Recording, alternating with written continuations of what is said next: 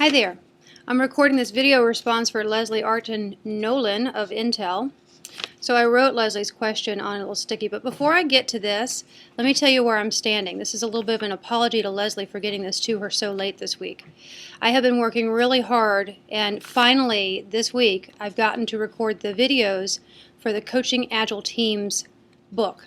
So these will be live lesson videos. There are 8 of them, and they'll be available in November through the publisher Addison Wesley. So where we're standing right now is Red Pixel in Falls Church, Virginia, a real live video professional production studio. I don't even know what you call it, but it's a really cool place, and I've had a great time being here recording those video lessons.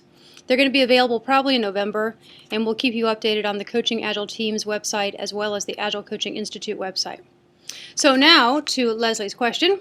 I wrote it on a sticky note.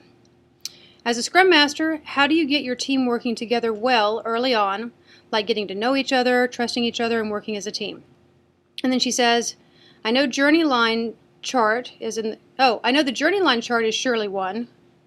And because she's read the Coaching Agile Teams book, so she knows about journey lines that's in that book. And in fact, there's a lot of good stuff in the Coaching Agile Teams book about this topic, but I want to give you something additional here.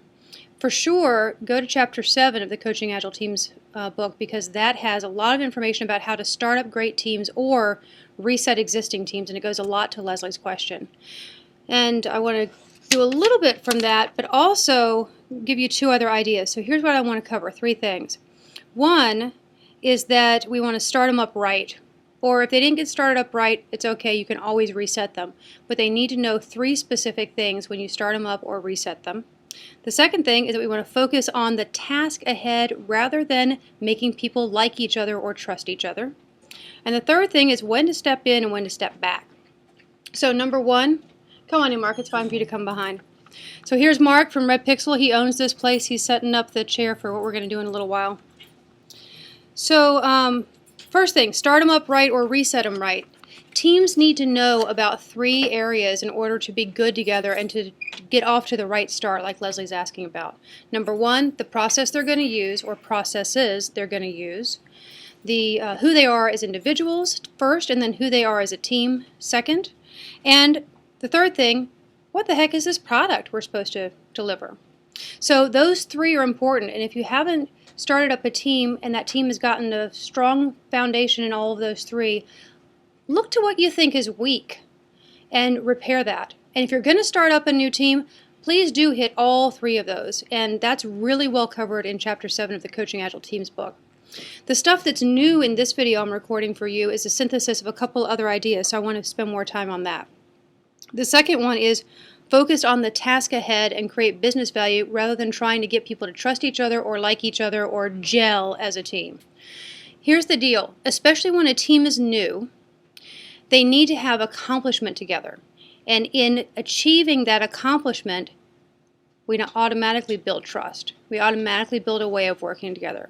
So especially when a team is new or when there's a lot of interpersonal conflict, switch your mindset back to a task orientation. You know, how do we get the tasks done? How do we get the sprint goal met so that we can all feel a sense of accomplishment? This comes from a lot of research that tells us that people judge how strong their interpersonal relationships are at work, not by how much they like each other, but actually how much they achieve together. And when they achieve things together, any interpersonal conflicts or even just interpersonal hesitation kind of goes away. So that's the second thing I wanted to cover with you guys. The third is when to step in and when to step back. So I see this pattern with a lot of new Scrum Masters or Agile coaches, or even some ones that have been practicing for a while, honestly. The pattern looks like this. So we're Agile. You guys figure it out. You know how to self-organize. You know what? When a team is new, or when they've regressed, or when they're learning a new piece of something, even though they might have been doing Agile for a while, they need you to step in. They need you to step in as their teacher. They need you to tell them, hey, here's how the rules of this game are played.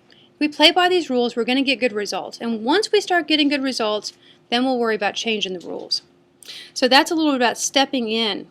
Because Lesley's question was about how do you get them working well together early on? I would say step in as the teacher. They need you to teach them how the game is played, and they need you to call it. They need you to be the referee and say, oh, that was a foul ball. That's not how we do the stand-up. To give you an idea. And then later, you can step back. And actually, even at the beginning, though, let me change that. I want you to step back in a certain place. I want you to step back even in the beginning when you're starting to feel your anxiety and you want to get in there and start controlling them. When you start feeling that, that's when you actually do need to remember, hang on, Agile gives us all the safety we need, and we're going to use it well, and they can self-organize within the boundaries of what they've been given, so let them do that.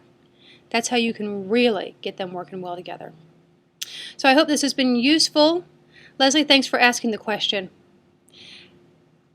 Bye.